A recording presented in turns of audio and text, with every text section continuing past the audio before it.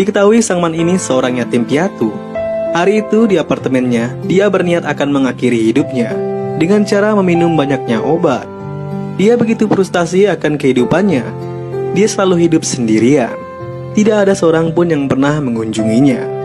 Entah itu saat dia di panti asuhan atau di hari raya besar. Dirinya selalu sendirian. Karena itulah dia merasa muak dan akan mengakhiri hidupnya. Tetapi aksinya hari itu gagal, dikarenakan sang penjaga kos menemukan dirinya.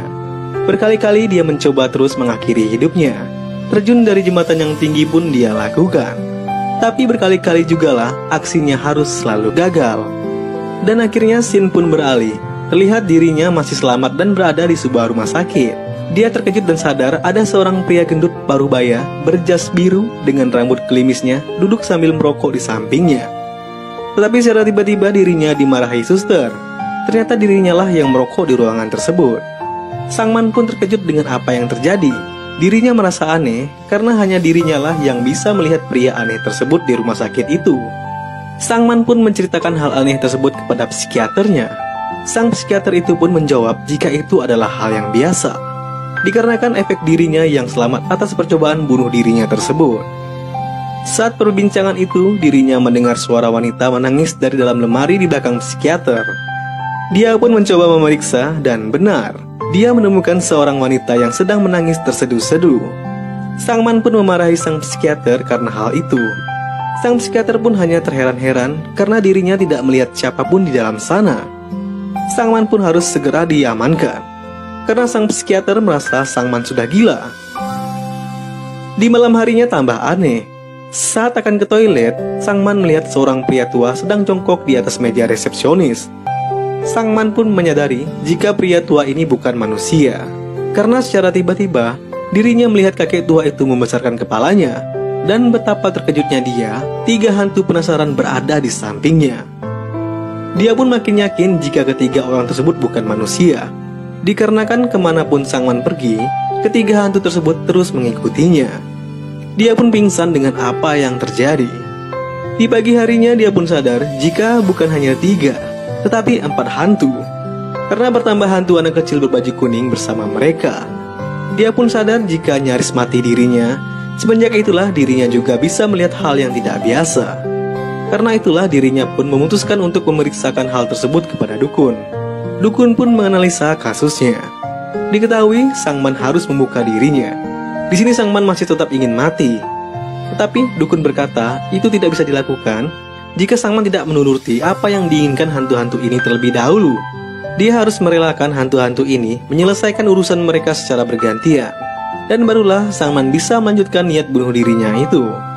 Apa mau dikata, Sang Man pun dengan berhati harus melakukan hal tersebut.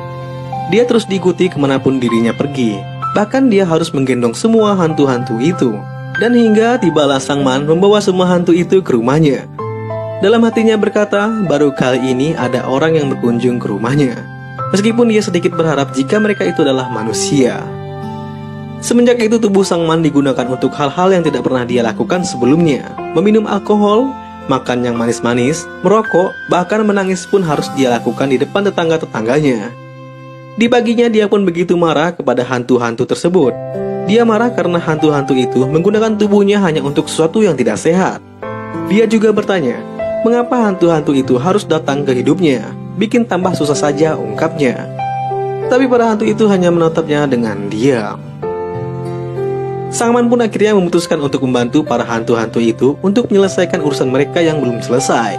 Dikarenakan dirinya berharap semoga hantu-hantu itu segera pergi dari hidupnya dan dirinya bisa melanjutkan bunuh dirinya. Scene pun beralih pada sebuah rumah sakit. Di rumah sakit tersebut ada seorang suster cantik yang bernama Yunso. Dia tengah merawat anak kecil yang sedang sakit. Di rumah sakit itu juga dirinya merawat ayahnya yang sedang sakit juga. Diketahui Yunso sangat kesal dengan tingkah ayahnya yang selalu bermain judi di waktu senggangnya. Dan akhirnya Sang Man mulai menuruti permintaan hantu-hantu tersebut. Hantu kakek tua lah yang pertama dibantunya. Sang Man membantu kakek tua tersebut untuk mencari sebuah kamera. Ternyata hantu-hantu ini tidak akan berbicara jika tidak ditanya. Sang Man pun begitu kesal karena hal itu. Akhirnya mereka tiba di kantor polisi. Setelah masuk ke tubuh Sang Man, secara tiba-tiba dia berkata kepada polisi berambut putih, "Kembalikan kameraku," ungkapnya. Tetapi polisi tersebut merasa heran dan meninggalkan mereka berlalu. Tetapi mereka tidak menyerah untuk mendapatkan kamera itu. Saat malam harinya, Sangman dan si kakek bahkan harus mengganggu polisi itu saat akan menangkap seorang penjahat yang telah lama mereka rencanakan. Karena ulahnya mengganggu kepolisian, Sangman pun harus mendekam di penjara. Saat itu polisi tadi dibawakan makanan oleh istrinya. Kakek tua itu pun masuk ke dalam tubuh Sangman. Dengan kemampuannya, dia menceritakan permainan belakang polisi itu di depan istri dan rekan-rekannya. Sang polisi pun terkejut bukan main mendengar Sangman yang akan membongkar rahasia gelapnya. Dia pun akhirnya menuruti perkataan Sangman, memberikan kamera yang kakek itu maksud. Ternyata kakek itu membawa Sangman ke rumah sakit. Kakek itu menemui sahabat lamanya yang bernama Pansu. Saat duduk berdua, di saat itulah Sangman melihat Yunso, sang suster yang begitu menarik perhatiannya. Tapi si kakek yang gatal membuat Sangman mendekati suster tersebut dan mulai merayunya. Kakek tua itu membuat Sangman terlihat sangat-sangat konyol di depan suster itu. Gombalan-gombalan kakek tua tersebut membuat suster itu terdiam tanpa bahasa. Tak lama kemudian mereka berdua pun pulang, dan Sangman terlihat sangat kesal dengan apa yang telah dilakukan kakek tua tersebut. Ternyata tujuan hantu kakek tua tersebut memberikan kamera yang dia dapatkan dari polisi tadi untuk diberikannya kepada sahabatnya yang bernama Pansu itu. Dan Pansu pun tampak sedih melihat kamera yang ada di sana. Scene pun beralih keesokan harinya. Kali ini dia akan menuruti keinginan hantu anak kecil. Anak kecil ini ternyata ingin menonton sebuah film kartun. Saat di bioskop, Sangman bertemu dengan Yunso dengan anak yang dia rawat di rumah sakit. Tapi dia harus kembali bertingkah konyol di depan Yunso, dikarenakan anak kecil itu memasuki tubuhnya. Dan akhirnya mereka pun menonton film kartun tersebut. Hantu anak kecil itu juga membawa Sangman ke sebuah restoran untuk memakan mie. Dia pun harus kembali terlihat konyol karena anak kecil itu membuat dirinya bisa menghabiskan beberapa mangkok yang tersedia. Yunso hanya bisa tertegun melihat tingkah aneh Sangman. Perjalanan mereka akhirnya tiba di sebuah pedagang kaki lima yang menjual permen berbentuk ikan yang besar. Ternyata hantu anak tadi sangat menginginkan permen ikan tersebut. Menggunakan tubuh Sangman, akhirnya Sangman bisa mendapatkan permen ikan itu dengan memenangkan undian yang begitu sulit. Sang penjual pun dengan berat hati harus menyerahkan permen ikan yang besar tersebut kepada Sangman. Sangman pun dengan senang hati akan memberikan permen itu kepada anak yang dibawa Yunso. Tapi hantu anak tadi memanggilnya. Ternyata hantu anak itu marah karena Sangman yang akan memberikan permen itu kepada anak tersebut. Terjadilah perdebatan di keduanya. Tapi Yunso dan anak tadi melihat dan mendengar pembicaraan Sangman. Mereka terheran-heran melihat Sangman yang berbicara sendirian. Dan Yunso pun berkata tidak ingin permen tersebut dan pergi berlalu. Akhirnya Sangman dan hantu kecil itu pun kembali pulang. Singkat cerita, Sangman akhirnya akan membantu hantu gendut selanjutnya. Kali ini mereka berdua mencoba menerobos masuk ke sebuah tempat penampungan mobil. Saat sudah masuk, aksi Sangman dipergoki sang pemilik tempat itu. Dirinya bahkan dikejar terus-terusan oleh sang pemilik tempat. Dari dalam mobil ternyata sang pemilik usaha itu sedang frustasi akibat ditinggal oleh istri tercintanya. Mendengar hal itu akhirnya Sangman memberanikan diri untuk menghentikan laju mobil itu. Dengan dalih jika dirinya mempunyai kekuatan supranatural, dirinya memutuskan membantu pria itu. Dengan timbal balik jika pemilik tempat itu akan memberikan mobil yang Sangman maksud. Mendengar itu sang pemilik tempat penampungan pun mensetujuinya. Mulailah keesokan harinya Sangman dan hantu gendut mengawasi dan mengikuti kemana istrinya pergi. Akhirnya tibalah wanita itu di rumah sakit di mana Yunso bekerja. Ternyata wanita itu mengidap penyakit kanker paru-paru, dan parahnya, wanita itu sedang hamil. Karena itulah wanita tersebut meninggalkan sementara suaminya, karena perawatan kanker dirinya akan menyebabkan kematian anaknya. Diketahui dari hantu gendut, jika memang nantinya wanita itu tidak akan selamat, hanya anaknya lah yang akan selamat. Sangman pun kembali ke tempat penampungan mobil dan menceritakan semua yang dia ketahui kepada pemilik tempat tersebut. Dan pria itu pun hanya terdiam mendengar cerita yang sebenarnya. Dan dia pun sedih ketika istrinya kembali pulang. Mereka berdua menangis sedih akan apa yang terjadi selanjutnya. Karena ulahnya tersebut, hantu gendut dan Sangman berhasil mendapatkan mobil yang dimaksud. Ternyata mobil yang diinginkan hantu gendut tersebut adalah sebuah mobil taksi kuning tua. Hantu gendut itu tampak menikmati perjalanannya kali itu. Sepertinya dia sudah merindukan hal tersebut sejak lama. Perjalanan mereka akhirnya tiba di tepi pantai. Hal itu pun sesuatu yang baru juga buat Sangman, karena dirinya baru kali ini pergi ke pantai. Sangman pun berbincang kepada hantu gendut itu. Ternyata hantu gendut ini pernah menikah, memiliki istri dan anak. Hantu gendut itu tampak senang dengan suasana saat itu. Untuk melengkapi kesenangan di hari itu, hantu gendut itu memaksa Sangman untuk berenang. Sangman tidak bisa apa-apa, tubuhnya telah dipakai hantu gendut itu untuk masuk ke laut dan berenang bersamanya. Saat itu jugalah hantu gendut itu mengajarkan cara berenang kepada Sangman. Ternyata hantu-hantu lainnya juga ikut di sana. Sang hantu wanita yang selalu menangis, hantu anak kecil yang berlarian, dan hantu kakek tua yang menatap laut yang terlihat bijak. Dan mereka berlima kembali pulang di suasana senja yang begitu indah. Dan keesokan harinya, mereka berlima pun memakan permen ikan yang Sangman dapatkan tempo hari. Singkat cerita, di lain hari, saat Sangman sedang berkendara bersama hantu gendut, dia pun bertanya kepada hantu gendut, akibat apa dirinya meninggal dunia. Hantu gendut pun mengatakan jika dulunya dia meninggal dikarenakan kecelakaan waktu mengendarai taksinya. Tetapi secara tiba-tiba, mobil mereka di-stopkan oleh polisi, dikarenakan Sangman mengendarai sambil merokok dan membuang puntung sembarangan. Karena itulah dirinya pun harus menginap kembali ke kantor polisi. Tingkah konyol Sangman kembali terlihat. Di kantor tersebut dirinya kembali terlihat konyol dikarenakan terkadang dia harus menjadi hantu gendut saat akan merokok, dan menjadi dirinya saat akan menghentikan aksi hantu gendut itu, yang membuat para polisi berpikir nih anak sudah gila kayaknya. Jawabannya pun harus selalu berbeda dikarenakan hantu tersebut membuatnya terlihat berkepribadian ganda. Para polisi pun menyuruhnya untuk memanggil keluarganya sebagai bentuk jaminan pelepasannya. Karena tidak memiliki keluarga, orang yang bisa dia hubungi hanyalah Yunso. Saat akan menjemput Sangman, Yunso tertegun melihat Sangman yang berbicara sendiri, menceritakan tentang kehidupannya yang selalu sendirian. Sangman terlihat begitu tulus menceritakan keluh kesahnya di tempat itu, yang membuat Yunso langsung mendekatinya dan mendengar detak jantung Sangman saat itu juga. Dan para polisi di sana hanya bisa terkejut melihat apa yang terjadi di depan mereka. Saat di perjalanan, Yunso pun mengatakan tentang dirinya, jika dia bisa memilih, dia akan memilih akan lahir tanpa keluarga. Karena dia merasa trauma akan keluarganya. Belum dijelaskan secara rinci apa yang menyebabkan Yunso berkata seperti itu. Setelah mengantar mobil taksi dan Sangman, akhirnya Sangman berniat mengantar Yunso ke halte bis. Awalnya Yunso naik sendiri. Saat bis telah pergi, entah kenapa, Sangman berlari dan menghentikan laju bis tersebut. Hantu gendut hanya bisa tertawa melihat kelakuan Sangman. Ternyata Sangman ingin mengantar Yunso sampai ke rumahnya. Sangman bertanya kenapa Yunso mendengar dadanya ketika di kantor polisi tadi. Yunso pun meminta maaf karena dirinya sangat penasaran akan detak jantung seseorang, ungkapnya. Lalu si Sangman tanpa basa-basi pun mendengarkan suara dada Yunso, yang membuat Yunso terlihat salah tingkah. Hal itu supaya adil, kata Sangman.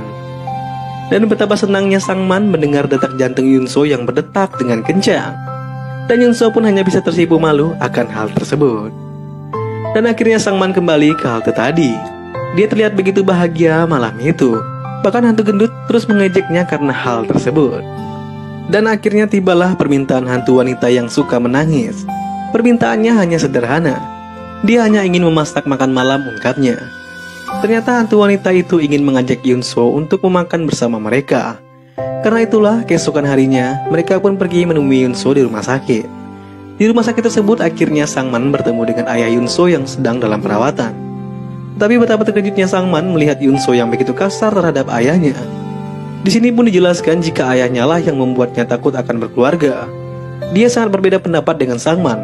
Dia pun dengan marahnya meninggalkan Sangman dengan ayahnya di sana. Saat malam harinya, Sangman kedatangan tamu di apartemennya. Ternyata itu adalah hantu dari ayah Yunso. Diketahui ternyata ayah Yunso akhirnya meninggal dunia. Dan Sangman pun melihat dan pergi untuk menyampaikan pesan dari hantu ayah Yunso. Sangman pun berkata kepada Yunso jika dirinya bisa melihat arwah dari orang mati. Dia pun menjelaskan jika ayah Yunso datang kepadanya dan memberikan pesan kepada Yunso. Akhirnya Yunso menceritakan alasan mengapa dia begitu membenci ayahnya. Dulu saat dia masih kecil, dia hanya tinggal dengan ibunya. Ibunya menderita penyakit yang membuat jantungnya terdengar lemah. Dulu dia tidak sempat membawa ibunya ke rumah sakit. Karena itulah dia begitu berharap akan kehadiran ayahnya untuk membantu ibunya. Tetapi apa mau dikata, sampai ajal ibunya tiba, sang ayah tidak pernah datang. Karena hal itulah membuat Yunso begitu benci dengan ayahnya. Keesokan harinya Pansu yang merupakan pasien juga dari Yunso menemui Yunso kala itu. Dia juga menasehati Yunso agar bisa move on dari masa lalu, ungkapnya. Pansu juga menitip kamera yang Sangman bawa kepadanya saat di rumah sakit. Pansu mengatakan dia sudah tidak butuh dan tidak kuat untuk mengantarnya ke Sangman. Di sisi lain, akhirnya Sangman dan hantu wanita itu pun pergi ke pasar untuk mempersiapkan makan malam bersama. Mereka pun memilih dan menawar. Bahkan hantu wanita itu terlihat bahagia ketika berjalan bergandengan dengan Sangman di pasar itu. Dan saat malam tiba, betapa terkejutnya Sangman. Dia kedatangan Yunso di malam harinya. Tujuan Yunso adalah untuk mengantarkan kamera yang Pansu titipkan kepadanya. Lalu sekalianlah Sangman mengajak Yunso untuk makan malam bersamanya. Dan akhirnya hantu-hantu tersebut makan bersama Sangman dan Yunso di sana. Yunso sangat heran dengan banyaknya menu makanan yang padahal Sangman sendirian. Padahal ada 4 hantu lainnya di ruangan itu. Yunso pun mencoba makanan kimbap yang dibuat oleh hantu wanita tadi. Yunso pun bertanya kepada Sangman yang pernah berbicara dengan hantu ayahnya. Yunso bertanya, apakah kamu yakin jika itu tuh bukan imajinasimu? Akhirnya Sangman menjawab, jika saat masih kecil, ayahnya sangat menyayangi Yunso. Dan dia merasa sangat senang di akhir hayatnya bisa bersama anak semata wayangnya tersebut. Ayah Yunso juga meminta maaf jika pernah melakukan kesalahan yang membuat Yunso benci ke ayahnya. Ayahnya juga berkata jika dia memberikan hadiah kepada Yunso. Hadiah itu biasa disimpan di rumah sakit, di mana Yunso sering memergoki ayahnya berjudi. Mendengar jawaban Sangman, ternyata Yunso tidak percaya. Dia berpikir jika Sangman benar-benar tidak waras. Menurut Yunso, Sangman selalu berimajinasi, bisa berkomunikasi dengan hantu. Lalu Yunso pun berkata, sampai di sini saja, ungkapnya, meninggalkan Sangman dengan kesendiriannya. Sangman pun begitu kecewa, orang yang sangat dia sukai pergi begitu saja karena ulah para hantu itu. Sebelum masuk ke kamarnya, dia pun dengan keadaan kesal menyuruh hantu-hantu itu untuk segera pergi, karena dia merasa tugasnya memenuhi semua keinginan hantu-hantu tersebut sudah terselesaikan. Dia berkata hantu-hantu itu sudah tidak membutuhkan jasanya lagi, dan tolonglah pergi, jelasnya. Dan keesokan harinya, akhirnya semua hantu-hantu itu benar-benar pergi, dan dia kembali ke kehidupannya yang tanpa harapan. Dia pun kembali ke rencana awal sejatinya, mengakhiri hidupnya kembali. Tetapi saat akan mengakhiri hidupnya dengan menghirup racun gas di dalam mobil, dia teringat kembali dengan Yunso. Teringat masa indahnya bersama Yunso yang hanya sebentar saja. Sementara di sisi lain, Yunso yang sedang berkemas di area rumah sakit menemukan sebuah kotak yang sesuai dengan perkataan Sangman. Setelah dia buka, ternyata isinya adalah sebuah sepatu. Dan betapa sedihnya Yunso, itu adalah hadiah terakhir dari ayahnya sebelum kematiannya. Dan dia pun sadar yang dikatakan Sangman benar adanya. Dan betapa bahagianya Yunso, ternyata Sangman datang ke tempatnya untuk mengajaknya makan bersama. Sangman sendiri membawa kimbap yang pernah dibuat oleh hantu wanita cengeng tempo hari. Yunso pun meminta maaf karena dirinya sempat tidak percaya. Sangman mengatakan tidak apa-apa. Lagi pula hantu-hantu tersebut sudah pergi, ungkapnya.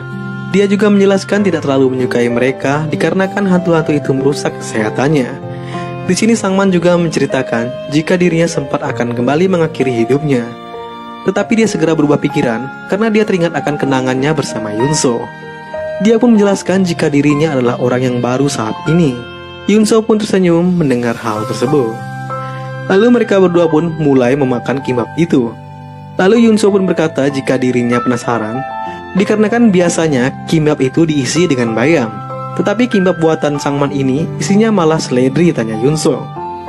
Lalu Sangman pun menjawab tanpa berpikir, jika dulu waktu aku masih kecil, ibuku mengatakan seledri bagus untuk peredaran darah, ungkapnya.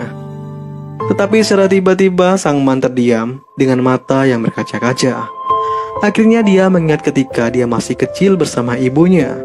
Dia mengingat jika hantu wanita cengeng itu adalah ibunya sendiri, yang sering membuatkan dirinya kimbap semasa dia kecil. Dia teringat juga ketika ibunya sering membawanya ke pasar saat dia masih kecil. Sangman pun segera berlari menuju rumahnya, meninggalkan Yunso yang sendirian. Dia kembali mengingat semuanya. Hantu anak kecil ternyata adalah abang kandungnya sendiri, yang selalu membela dirinya ketika dia berkelahi. Abangnya sendiri pernah berniat mengajak adiknya Sangman tersebut untuk menonton kartun di sebuah bioskop. Dan ternyata hantu gendut dan hantu kakek itu adalah ayah dan kakeknya sendiri. Hari itu ayahnya begitu bahagia karena dirinya menjadi supir taksi yang resmi. Hari itu mereka pun berencana ke sebuah pantai untuk merayakan momen bahagia tersebut. Dan sang kakek ternyata meminjam kamera sahabatnya Pansu secara paksa agar mereka sekeluarga bisa berfoto bersama setiba di pantai nantinya. Namun saat perjalanan menuju pantai, hal naas pun terjadi. Sang ayah tidak fokus ke jalanan dan membuat mobil taksinya jatuh ke tebing jurang. Dan polisi inilah yang mengamankan kamera si kakek secara diam-diam. Dan sayangnya hanya sang manlah yang berhasil diselamatkan. Ibu, ayah, abang dan kakeknya harus meninggal secara tragis. Trauma yang begitu dalam tersebut akhirnya membuat sang man melupakan seluruh keluarganya hingga dia dewasa. Sesampainya di rumah, dia pun dengan tangis yang haru memanggil seluruh keluarganya. Dan tak lama berselang, seluruh keluarganya pun hadir. Sang abang yang memberikan hadiah mainan robot untuknya, sang ayah yang mengingatkan dirinya jangan pernah merokok lagi. Sang ayah juga akan berjanji mengajarinya cara mengemudi yang baik, ungkapnya. Dan sang ibu, dengan tangisnya dia pun meminta maaf karena telah meninggalkan sang man sendirian di dunia dengan kehidupannya yang begitu keras. Tetapi sekerasnya hidupmu selama ini, ayah, ibu, kakek dan abangmu selalu berada di sampingmu. Jangan coba bunuh diri lagi ya, ungkap ibunya. Dan akhirnya sang ibu pun memeluk anaknya tersebut dengan perasaan haru. Dan akhirnya mereka pun berfoto bersama. Ternyata selama ini keluarganya ini memang selalu di sampingnya. Sang man tidak pernah sendirian. Saat sang man lulus TK, sang man wisuda, sang man menikah, dan sang man mempunyai anak, keluarganya selalu bersama dirinya. Dan film pun berakhir.